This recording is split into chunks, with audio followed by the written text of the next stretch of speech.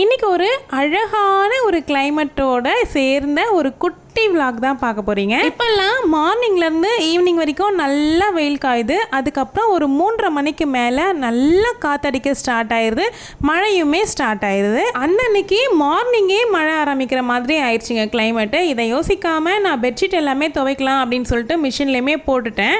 சரி போட்டாச்சு, வேறு ஒன்றும் பண்ண முடியாது அப்படின்னு சொல்லிட்டு அதையுமே வாஷ் பண்ணி எடுத்துகிட்டு மொட்டை மாடியில் காய போடலாம் அப்படின்னு சொல்லிட்டு போயிட்டேன். இந்த மாதிரி பெட்ஷீட் எல்லாம் துவைச்சா மட்டும்தாங்க மொட்டை மாடிக்கே போய் நான் காய போடுறேன். மற்றபடி துணிங்கெல்லாம் வீட்டுக்கிட்டே போட்டுடுறது வெளியவே. ரோஸ் செடியில் இந்த 4 பூ வச்சுருந்துச்சு, ரொம்ப அழகாக இருந்துச்சு பார்க்கறதுக்கே. மாடிக்கு போகும்போது தான் இதை கொண்டு வர்றது, அதுக்கப்புறமா மறந்துடுறேன். சரி ஓகே, நம்ம முருகருக்கு வைக்கிறதுக்கு யூஸ் ஆகும் அப்படின்னு சொல்லிட்டு எடுத்துகிட்டு வந்து வச்சுட்டேன். அந்த அன்னைக்கு காரமாக மழைக்கு ஏற்ற மாதிரி தக்காளி சட்னி தாங்க செஞ்சுருந்தேன். அன்னைக்கு கொஞ்சம் எக்ஸ்ட்ராவே செஞ்சு வச்சுக்கிட்டேன். சுட சுட இட்லியோ இல்லை தோசையோ வச்சு சாப்பிடும்போது அவ்வளோ ஆப்டாக சூப்பராக இருக்கும். எனக்கு வந்து இட்லியை விட தோசைக்கு தான் ரொம்ப பிடிக்கும். உரிக்காத தேங்காய் இருந்துச்சுங்க, அதை எடுத்து வச்சுக்கிட்டு தான் உரிக்கிறேன் அப்படின்னு சொல்லிட்டு அவனுடைய ஆயுதங்களை தூக்கிட்டு உக்காந்துட்டாரு சாரு.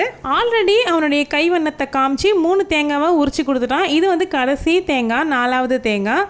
ஒரு நாள் விட்டு ஒரு நாள் ஒரு தேங்காய் உரிக்கணும் அப்படிங்கிற மாதிரி அவர் வச்சுக்கிட்டாரு. பட் ஆரம்பிச்சிட்டா நான் எவ்வளோதான் வேணான்னு சொன்னாலும் விடவே மாட்டாங்க. முன் வச்ச காலை பின் வைக்க மாட்டேன் இந்த பிருத்திவிகுமார் அப்படின்னு சொல்லுவார்.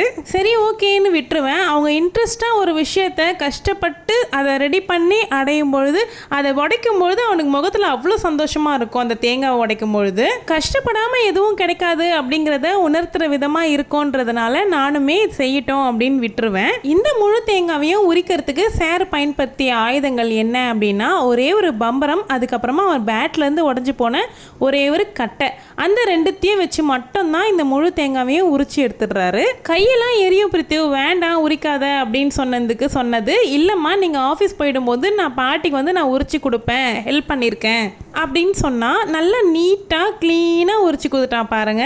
அதுக்காக அவரை பாராட்டி அப்ரிஷியேட் பண்ணியாச்சு. அவ்வளோதாங்க. இந்த பாருங்க, உரிக்கிற வரைக்கும் தான் ஒரு வேலை, அங்கே இருக்கிற குப்பையெல்லாம் அவர் எடுக்க மாட்டார். அதை வந்து நம்ம தான் பண்ணணும். அதுக்கப்புறமா கொஞ்சம் திரி வந்து காலியாகிட்டு இருந்துச்சு, பஞ்சு திரி வாங்கி ரீஃபில் பண்ணிட்டு இருக்கேன். அப்பப்போ இந்த மாதிரி பூஜை ஐட்டம்ஸ் என்னென்ன காலியாகுதோ அதெல்லாம் அப்படியே வாங்கிட்டு வந்து ஃபில் பண்ணி வச்சிடுறது.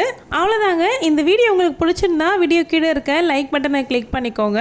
என்னோட சேனலே இப்போ தான் புதுசாக பார்க்குறீங்க அப்படின்னா சேனலை சப்ஸ்கிரைப் பண்ணிக்கோங்க. நிறைய யூஸ்ஃபுல்லான வீடியோஸ்லாம் ஷேர் பண்ணியிருக்கேங்க. பிளேலிஸ்ட்டை ஓப்பன் பண்ணி பார்த்தீங்கன்னா உங்களுக்கே தெரியும். நம்மளோட சேனலில் 10,000 சப்ஸ்கிரைபர்ஸ் வந்து ரீச் ஆனதுக்கு அப்புறமா கண்டிப்பாக கிவ் அவே கொடுக்கலாம் அப்படின்ற பிளானில் தான் இருக்கேன். மறந்துடாமல் சேனலை சப்ஸ்கிரைப் பண்ணிக்கோங்க.